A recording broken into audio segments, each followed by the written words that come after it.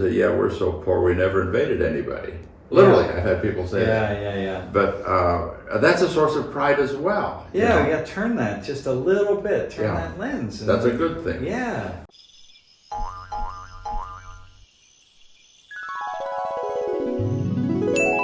Going back, something that you said that was interesting about the history, and it's like it's really not that violent of a history. No. You got 5,000 years. So one thing that I noticed, and I've worked a lot in conflict areas around the world and continue to do so, but one thing that I noticed is that, most violent societies are really not very violent. Oh. Because most behavior is just people getting along with each other. Yeah. Like, we have to get along. We've got to get along. The greatest philosopher of American history is Rodney King. Can't we just get along? Yeah. But we do get along. Yeah. This is the thing. And so in 1982, I was living in Madrid. And late at night, I kind of got a frantic phone call, are you okay? I'm like, what am I okay? Like, what's going on? Yeah, I'm okay. It's fine. But it was the military had taken over the courthouse with tanks, and the soldiers burst in and so on, right? And the main judiciary, and it happened right around the corner from where I was living. Of course, people back home didn't know that, but I didn't know that. I had no idea that any of this was happening. I was just doing what I would do as a 21-year-old. You got a call from home. You got a call from home telling me we're watching the evening news and this is happening. I said, oh, that's right around from my house. It literally was maybe 150 meters away. And that was the first lesson for me to say, you know what, even in war, Gaza is a little different because it's a very small area of land, but even in war, people get on with life and people get along with each other and people deal with each other and so on. So my question for you is, what's something about Korean history, kind of with that in mind, and I want to go back to your statement, it's 5,000 years of a lot of peace. Like, can you say more about that? What do I need to know as someone who looks at this? Well, the first thing I would say is you probably do this in a lot of ways anyway. You don't believe what you hear. Mm-hmm. And what you hear is our country has been beaten up and invaded, and we're the doormat of Asia because everybody stomps through here on their way. That's what you hear that's really untrue. There's an aspect of it of truth, of course, because it's not totally, from nowhere. But no, I like to look at the peaceful traditions within Korea. Mm-hmm. And it's sort of glass half full, glass half empty. You can argue both ways at any given point. But I like to point out how Korea has the longest dynasties in the world. Mm-hmm. Mm-hmm. End of sentence. That says a lot right there. Yeah, that says a lot. And then the transition from dynasty to dynasty was really smooth. But Koreans have muddied the waters on this because of the Japanese influence. In the Japanese period, the Japanese came in and said, we've taken over because we're dynamic, we're powerful people, we swing swords, we're samurai, and you're a bunch of schmucks that don't know anything. And your history is stagnant and stale and doesn't go anywhere. And so Koreans have responded to that, saying, oh, no, we had a revolution with this dynasty and a revolution with that dynasty. And my argument is, don't buy the Japanese line. Yeah. Look at this peaceful transition as a source of power and pride, and not the revolution. There's more than one way to look at a situation. Yeah. So I've got a list of 10 things, and the next one is the invasion thing. Koreans like to talk about how many times they've been invaded, and some guy sat down and counted up 984 times. Well, that counts every pirate raid on the East Coast. If the Japanese pirates land and raid a village, maybe they kill somebody, maybe they steal a pig, maybe they steal a bag of rice, maybe they kidnap a pretty girl. That's a pirate raid, that's not an invasion. Yeah. So if you say 980 of those things, you really diminish the quality of the impact of the real invasions. And I say there were only two. One was the Japanese invasion of 1592, the Hideyoshi invasion. The other was the Mongol invasion in the 1230s. Those were real invasions. Those were where 1 million people died under the Mongols, and maybe 2 to maybe 4 million people died under the Japanese. And so to throw everything in and say we've just been invaded so much, when between those invasions there's 200-300 years of peace and stability. Yeah. The next thing is Koreans never invaded another country. Koreans agree to that. I've had Koreans drop their shoulders and drop their heads and say, yeah, we're so poor, we never invaded anybody. Literally, I've had people say that. Yeah. But that's a source of pride as well. Yeah, we got to turn that just a little bit, turn that lens. That's a good thing. Yeah. The next thing I have is the Yalu River, the Amnokong River between Korea and Manchuria and eventually China. That border is the longest running border in world history. Longer than any other border. The borders of Europe, move with each war. Portugal and Spain have settled on a border that's run 800 years. But that's the only steady border in all of Europe. The next thing I found is robbing tombs.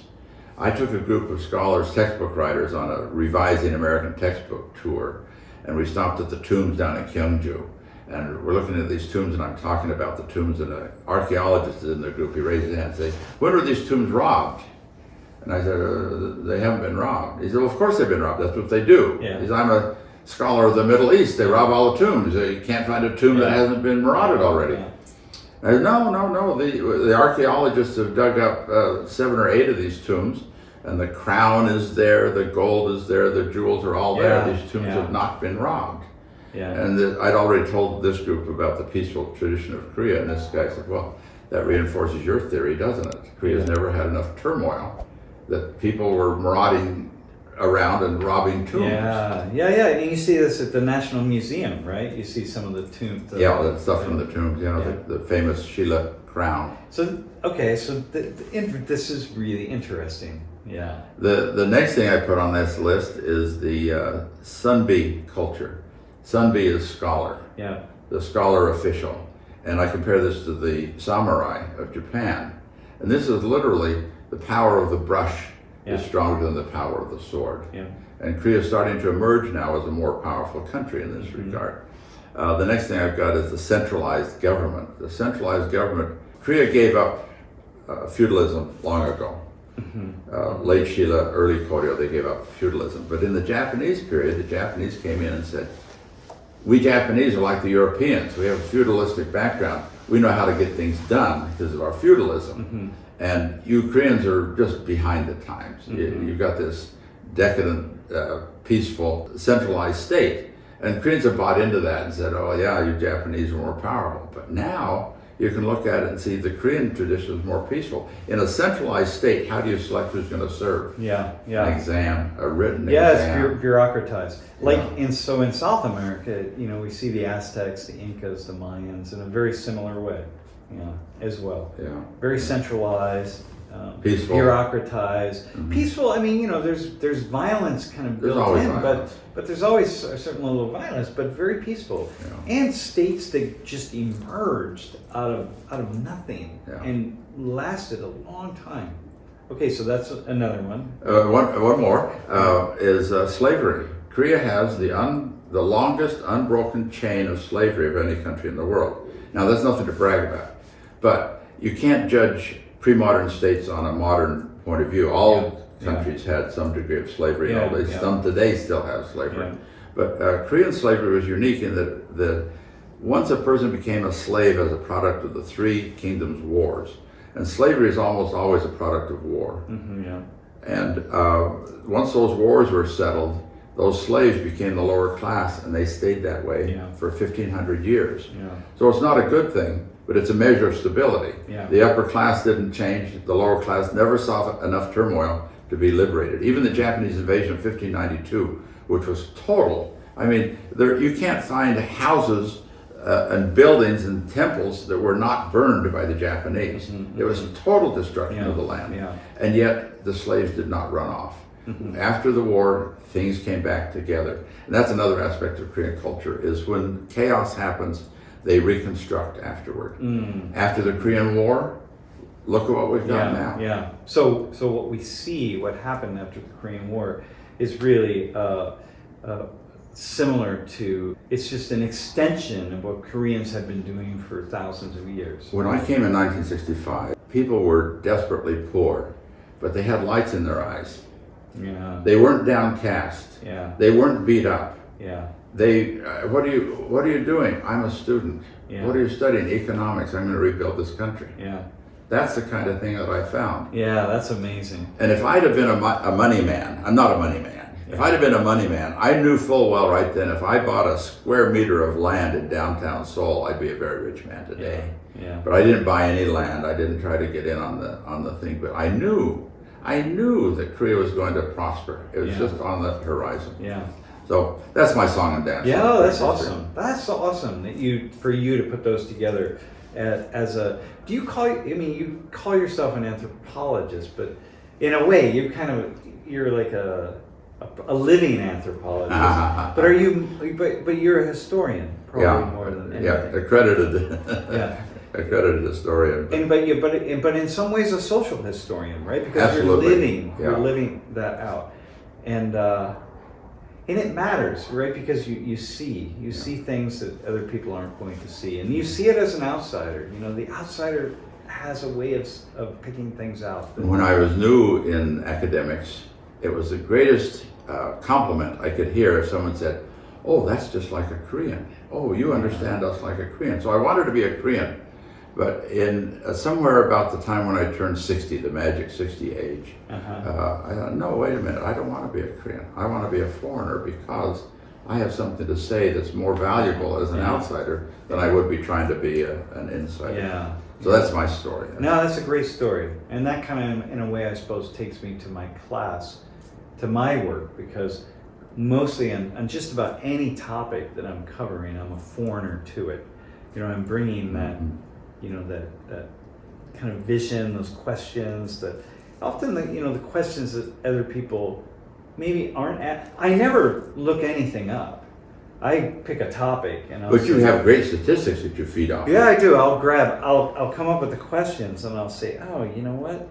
Because that's the thing that's fun about your stuff is you find some obscure statistic that nobody knows about, nobody's looked at. I mentioned on the phone to you when we were talking about the candy store analogy. Yeah. There's an annex to the candy store that's called the language store. Yeah. And there is so much candy in there. Oh my gosh. Yeah, that's what I'm really wanting to dig into that. Yeah. In this You can learn some of it directly, but a lot of it you'd have to get vicariously from people that learn. I do sometimes. You know, people will tell me certain things and they plays on words and all that. And I think, oh, okay, that's clever. Korea is rich on that sort of stuff. You know, all sorts of interesting meanings of words.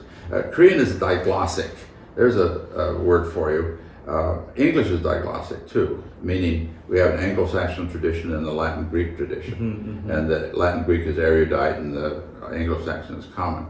Korean has common language and Sino-Korean Chinese characters. And the technical words come on that side the way Latin comes out on our side. In any given expression, there are two ways to say it. You can say it Korean or you can say it Chinese style.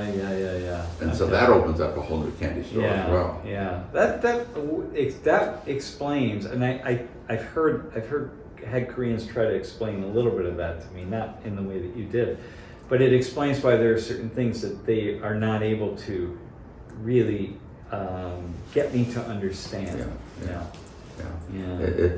It's a candy store. It's really interesting. Isn't it awesome? It's just awesome to be. Well, you've done it with Spanish. You know, you've gotten inside. Yeah, I have it with Spanish, and I have it. I learned Spanish. I first started learning in the U.S., but then I went to Spain, in Madrid, and then I went to Latin America. So I kind of got all of that Spanish, but then I went to Latin America, and that's where I really learned. And now I'm coming back to it. In a different way. I speak Spanish every day because my main assistant is in Colombia. So we speak Spanish together, only in Spanish. And then I have two people that work for me who are from Guatemala. And I say, okay, you can work for me, but we're going to only speak in Spanish. So you want to keep that tuned up. Yeah, so I really have been strangely improving my Spanish these past years. Well, you know, that language is a great candy store on its own. Yeah, and understanding different things. Well, I should let you go. We've talked a lot about a lot of really fun things. It's been really great to meet you in person. I feel like I know you already from your awesome. videos. Yeah, I feel like it too. When I met you, I didn't expect you to be as tall as you are. Yeah. But people say that about you. They do all the time. That was the thing. But otherwise, it's really wonderful. It's been a pleasure to meet you. So we'll see you all next time, sometime. Bye. Goodbye.